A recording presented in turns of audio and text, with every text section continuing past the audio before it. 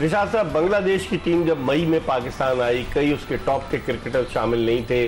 पाकिस्तान ने पहला match 37 run से, दूसरा 54 रन से, तीसरा 7 विकेटों से जीता, बिल्कुल क्लीन व्हाइट वॉश किया। लेकिन अब आप क्या समझते हैं, उसने श्रीलंका के खिलाफ सीरीज भी जीती है बांग्लादेश ने श्रीलंका में। अब आप समझते हैं कि इस मरतबा उनके प्लेयर्स भी पुराने आ गए हैं, मुस्तफिजुर रहमान, तस्कीन अहमद, तौहीद हिरदौय, काफी मजबूत टीम है। कैसे देखते हैं आप इस सीरीज को?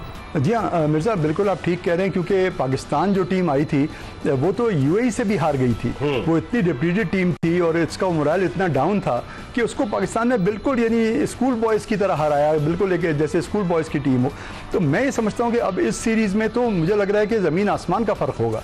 एक तो वो अपने होम ग्राउंड पर खेल रहे हैं, और ये बिल्कुल आप सही कह रहे हैं कि उनके 3-4 बड़े तगड़े प्लेयर्स वापस आ गए, और होम ग्राउंड को जिस तरह से वो जानते हैं, नाहिद राना वगैरह ये जो बॉलर्स हैं ये इम्पैक्ट कर चुके हैं। मुस्तफिजुर रहमान भारत में आईपीएल खेले, बिल्कुल बिल्कुल। तो ये बड़ी टफ सीरीज होगी, जिसका इजहार सलमान अली आगा ने किया भी कि बड़ा चैलेंजिंग टूर है।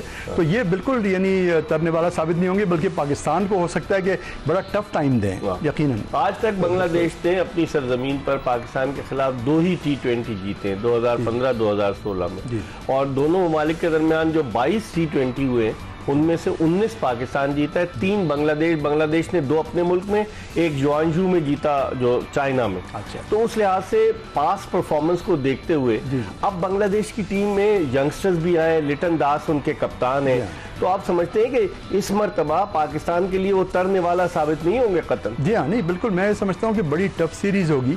और उसके अलावा कि पाकिस्तान भी ये बिल्कुल आपने जो नाम लिए इसमें शाहीन शाह अफरीदी, बाबर और रिजवान नहीं है, लेकिन उसके अलावा मैं समझता हूँ कि फास्ट बॉलिंग का जो यूनिट है वो खासा कमज़ोर है। यानी फास्ट बॉलिंग में अगर ये प्लेयर्स नहीं थे शाहीन अफरीदी, तो उनकी जगह कम से कम 2-3 कोना मश्क और अच्छे फास्ट बॉलर लेके जाने चाहिए थे। तो मुझे उसमें ज़रा फुकदान नज़र आ रहा है, गो कि पाकिस्तान के बयानात से ऐसा लग रहा है कि पाकिस्तान स्पिन पे ज़्यादा कंसंट्रेट करेगा। लेकिन बहरहाल इस रीजन में स्पिन खेलने के अच्छे खिलाड़ी हैं, बांग्लादेश, श्रीलंका, इंडिया, पाकिस्तान। तो ये मेरे ख्याल में ये पीसीबी का या पाकिस्तान क्रिकेट के जो कोचेज हैं, कहीं ये उनका प्लान बैकफायर ना कर जाए कि फास्ट बॉलिंग को कम करके स्पिनर्स को खिलाना। तो मैं नहीं समझता कि ये कोई बहुत ज़्यादा वाइज मूव है। इसमें आप देखें रिशाद साहब, एक ही थोड़ा तजुर्बाकार फास्ट बॉलर अब्बास आफरीदी, सलमान मिर्जा जो है पहली मरतबा सेलेक्ट हुए, अहमद दानियाल सेलेक्ट हुए थे, जिम्बाब्वे के दौरे पर गए थे, उसके अलावा फहीम अशरफ है आपके पास। तो अगर आप देखें ओवरऑल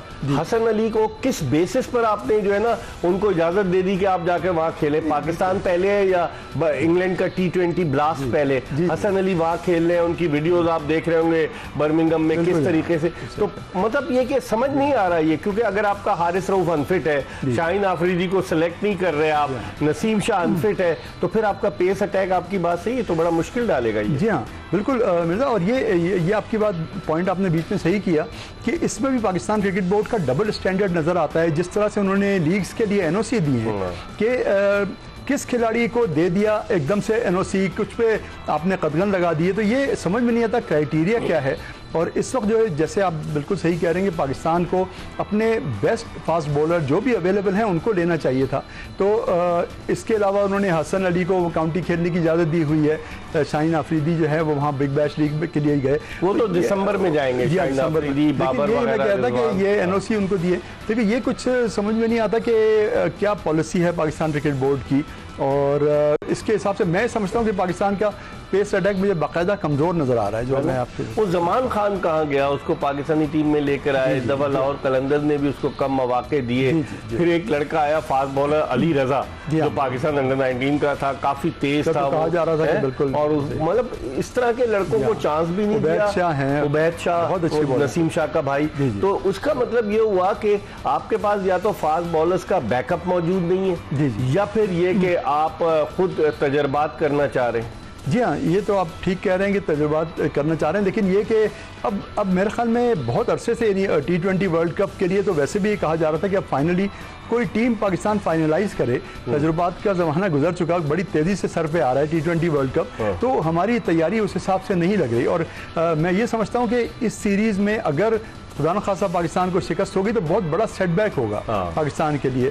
और आगे के लिए दौरा वेस्ट इंडीज़ का है, उस पर भी कुछ क्वेश्चन मार्क्स हैं, लेकिन ये कि देखना पड़ेगा कि पाकिस्तान टीम इस सीरीज़ में कैसा परफॉर्म। वेस्ट इंडियन बोर्ड तो इनकी सुन ही नहीं रहा, ये कह रहे थे कि आप 3 वनडे को स्क्रैच करके आप 2 T20 ऐड कर दें, लेकिन उन्होंने स्केड्यूल का ऐलान कर दिया है। 3 T20 फोर्ट लॉडरहिल फ्लोरिडा में होंगे, लॉडरहिल में, और 3 वनडे जो है वो वेस्ट इंडीज में होंगे। इस पर हम बात करेंगे, लेकिन इस वक्त हमें वीडियो लिंक पर ज्वाइन किया है पाकिस्तान के former test fast bowler, qualified cricket coach, जो बड़ी टेक्निकल बातें करते हैं और जो टेस्ट, वनडे और T20 में पाकिस्तान को रिप्रेजेंट कर चुके हैं। अब्दुल रऊफ ने हमें ज्वाइन किया, इनसे बात करते हैं। अस्सलाम वालेकुम अब्दुल रऊफ।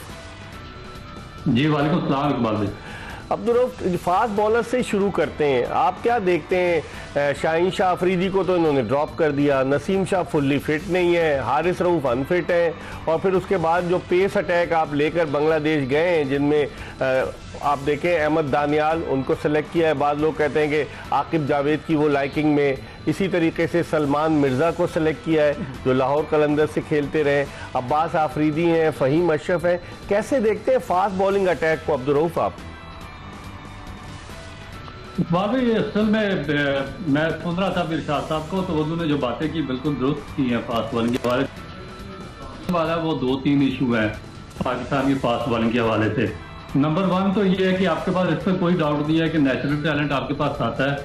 आपके पास पिछले 5 साल में कोई 14 या 15 बॉलर ऐसे थे जिनकी 140 प्लस पेस थी, मगर with the passage of the time वो डेवलप नहीं हुई और पाकिस्तान क्रिकेट ने उनको डिस्कार्ड कर दिया, क्योंकि जो आपका कोचिंग मैनुअल था, जो आपका कोचिंग टैंक था और जो आपका सिस्टम था कोचिंग का, वो इलिटरेट लोगों पे मुश्किल था और उन्होंने उनको बिल्कुल तबाह कर दिया।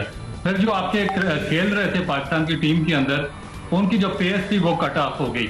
वो जो 150 पे बॉलिंग करता था वो अब मुश्किल 135, 134 पे बॉलिंग करता है। और जब आपकी पेस इतनी ज्यादा कट डाउन हो जाए और फिर आपके पास कोई ऐसा स्किल भी ना हो बॉलिंग का, तो फिर बड़ा मुश्किल हो जाता है कि आप वर्ल्ड की जो टॉप टीम है, जिस तरह साउथ अफ्रीका, ऑस्ट्रेलिया, इंग्लैंड या न्यूजीलैंड, इनके खिलाफ आप कोई रिजल्ट प्रोड्यूस कर सके। लेकिन अब्दुल रऊफ कता कलामी होती है।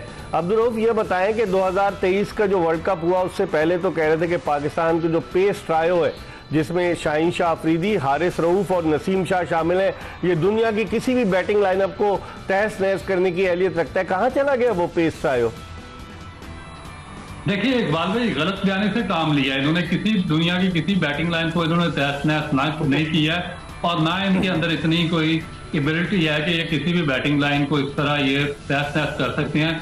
आपने अभी टेस्ट मैचेस देखे होंगे ऑस्ट्रेलिया के और वेस्ट इंडीज के, दोनों के जो पेस अटैक है वो कर रहे हैं, एक दूसरे के खिलाफ रिएक्ट कर रहे हैं और तो पता भी चलता है पेस बॉलर खेल रहे हैं। अभी इंग्लैंड और जो इंडिया का टेस्ट मैचेस हुआ है या फाइनल हुआ था वर्ल्ड टेस्ट चैंपियनशिप का, उसमें जो ऑस्ट्रेलिया या साउथ अफ्रीकन पेस अटैक था, वो लग रहा था कि वो एक जानदार पेस अटैक है। हमारे ही तो ये बॉलर जिनका हवा इन्होंने खड़ा किया हुआ था, और पाकिस्तान में या जैसा आप मुझसे बहुत बेहतर जानते हैं क्योंकि आप स्पोर्ट्स जर्नलिज्म में बहुत लंबे अरसे से हैं, कि जहाँ पर हर बंदा स्पोर्ट्स जर्नलिस्ट बन चुका है। आप अगर कोई एक बंदा जाकर किसी के साथ तस्वीर कंधे पे हाथ रख के खिंचवाता है तो कल वो उसकी शान में सीधे पड़ना शुरू हो जाते हैं। तो इस तरह के लोगों ने इनका बहुत ज्यादा हवा क्रिएट किया हुआ था। वरना क्या कोई सेंस बनती है कि आपके ये तीनों बॉलर, मुझे बताएं पिछले 3 साल में इन्होंने कितने टेस्ट मैचेस खेले हैं? जो भी टॉप की टेस्ट टीम के खिलाफ इनकी सीरीज हुई है, ये आपका पूरा पेस अटैक वहां से भाग गया। फिर आपको 2-3 साल के बाद मोहम्मद अब्बास को दोबारा लाना पड़ा।